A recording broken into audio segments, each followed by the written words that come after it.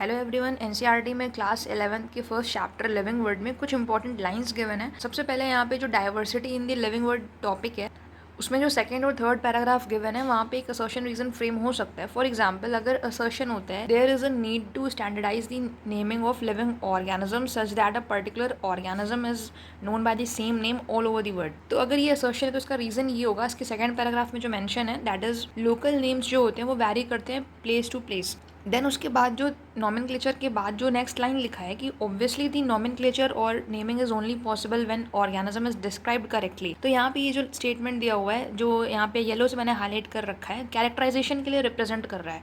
मतलब नेमिंग तभी पॉसिबल है जब कोई ऑर्गेनिज्म को हम लोग सही से डिस्क्राइब करेंगे, इसका मतलब है कैरेक्टराइज करेंगे, ठीक है।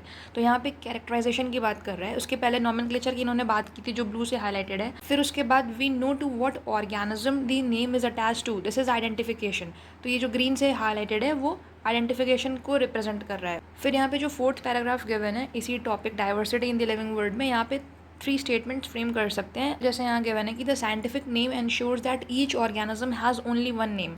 अगर यहाँ पे लिखा है कि the scientific name ensures that each organism has more than one name या हैज़ 2 नेम्स, तो यहाँ पे ये स्टेटमेंट फॉल्स हो जाएगा, ठीक। तो आपको एग्जाम में ये चीज़ ध्यान से पढ़नी है कि यहाँ पे एक्चुअल में जो लाइन गिवन है वो क्या है कि इट एंश्योर्स दैट हर एक ऑर्गेनिज्म का सिर्फ एक नाम ही प्रेजेंट हो। फिर उसके बाद सेकंड में लिखा है कि description of any organism should enable the people in any part of the world to arrive at the same name. हो सकता है आपको स्टेटमेंट में एग्जाम में दे दे to arrive at different name, तो वो स्टेटमेंट फॉल्स हो जाएगा, ठीक है। तो यहाँ पे सेम जो है वो कीवर्ड है। They also ensures that such a name has not been use for any other known organism. हो सकता है स्टेटमेंट दे दे for any other unknown organism, तो वहाँ पे वो स्टेटमेंट उस टाइम पे फॉल्स हो जाएगा। और यहाँ पे लिखा है कि they also ensures that such a name has not been, not important है, हो सकता है एग्जाम में नॉट हटा दें, तो फिर वहाँ पे वो स्टेटमेंट फॉल्स हो जाएगा, राइट। तो यहाँ पे जो भी मैंने 3 स्टेटमेंट्स बताए, यहाँ पे ये एक एज अ क्वेश्चन पूछ सकते हैं कि वाई नॉमेनक्लेचर इज़ इंपॉर्टेंट या वाई नॉमेनक्लेचर इज़ नीडेड।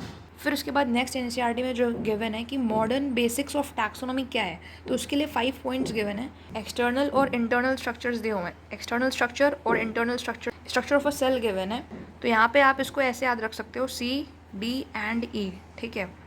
तो C, D and E मतलब आप तो ये याद रखना पहले एक्सटर्नल और इंटरनल स्ट्रक्चर ज़रूरी होते हैं, उसके अलावा C, D, E ज़रूरी होते हैं, मतलब structure of a cell, development process and ecological information of organisms. तो ये पाँचों जो हैं ज़रूरी हैं मॉडर्न टैक्सोनॉमी के बेसिस के लिए, ठीक है।